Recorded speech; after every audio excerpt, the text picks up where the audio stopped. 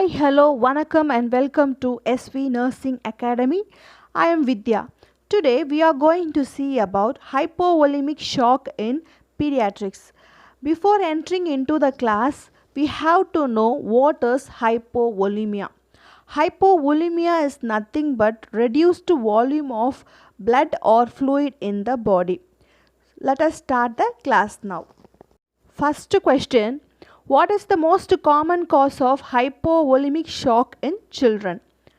The options are option A RTA, that is road traffic accident, option B diarrhea and vomiting, option C internal bleeding, that is maybe due to any surgery, and option D low intake of oral fluids. The right answer is option B, diarrhea and vomiting. Diarrhea and vomiting is the most common cause of hypovolemic shock in children on the worldwide. In worldwide, diarrhea and vomiting is the most commonest cause of hypovolemic shock. Next question: what is the main treatment for critically ill child with hypovolemic shock? The options are option A isotonic crystalloid solutions, option B hypotonic solutions, option C hypertonic solutions, and option D colloids. The right answer is option A isotonic crystalloid solution. Isotonic crystalloid solutions are 0.9% NS lactated Ringer solution with 5% dextrose, Ringer's solution and 5% dextrose. It has same concentration solutes of blood plasma, so it does not cause any fluid shift from intravascular to extravascular and osmolar problem. So the right answer is isotonic crystalloid solutions. Hypotonic solutions are half NS, that is 0.45%, 0.33% NS, 0.225% NS, and 2.5% dextrose. These are some of the examples of hypotonic solutions. These fluids have lower osmolarity and may cause fluid shift from extracellular to intracellular. Hypertonic solutions. Hypertonic solutions are 3% NS, 5% NS, 25% dextrose, and 50% dextrose. These solutions have higher osmolarity and can cause fluid shift from intracellular to extracellular. Then colloids. Colloids are human albumin and dextran. These are higher molecular fluid which cannot pass through semi-permeable membrane.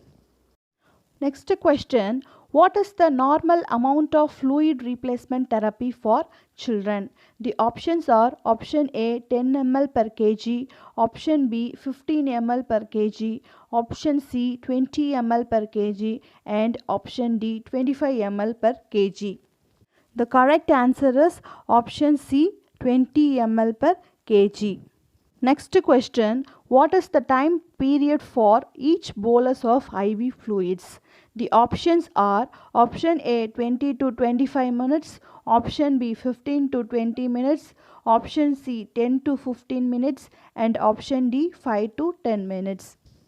The correct answer is option D 5 to 10 minutes. The bolus of each cycle should be given within 5 to 10 minutes. Next question: tachycardia is a sign of. Options are option A mild hypovolemia, option B moderate hypovolemia, option C severe hypovolemia, and option D none of the above. The right answer is option C severe dehydration, that is severe hypovolemia. In mild dehydration, the pulse will be normal. In moderate dehydration, the pulse will be slightly increased, but in severe dehydration, it will be in tachycardic stage. So the right answer is option C, severe hypovolemia. Next question: what is the maximum fluid bolus will be given for children with hypovolemic shock? The options are option A 500 ml, option B 1000 ml, option C 1500 ml, and option D 2000 ml. The right answer is option B 1000 ml. Next question, fluid replacement more than 60 ml per kg without improvement in clinical status indicates. The options are option A hemorrhagic shock, option B septic shock, option C both A and B, that is hemorrhagic shock and septic shock, option D none of the above. The right answer is option C both hemorrhagic and septic shock. Next question, what happens when dehydration is caused by diarrhea? The options are option A respiratory acidosis, option B respiratory alkalosis, option C metabolic acidosis, and option D metabolic alkalosis. The right answer is option C metabolic acidosis. Why? Because if a child is having continuous diarrhea, then it will lead to metabolic acidosis, because the bicarbonate present in the gut, it will reduce and it leads to acidosis. So it will cause metabolic acidosis.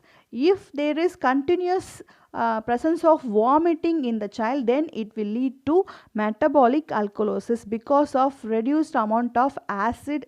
So it will lead to metabolic alkalosis. The right answer is option C. Next question, isotonic crystalloid solutions will be given for hypovolemic children for correcting which fluid loss? The options are option A intracellular fluid loss, option B extracellular fluid loss, option C intracellular and extracellular fluid loss, and option D none of the above. The right answer is option A intracellular fluid loss. It improves the cardiac output and reduces the mortality. Next question, a child who is experiencing decreased cardiac output, which contributes to ineffective tissue perfusion. The decrease in cardiac output is due to, the options are option A an increase in cardiac preload, option B an increase in stroke volume, option C a decrease in cardiac contractility, and option D a decrease in cardiac preload. The right answer is option D a decrease in cardiac preload.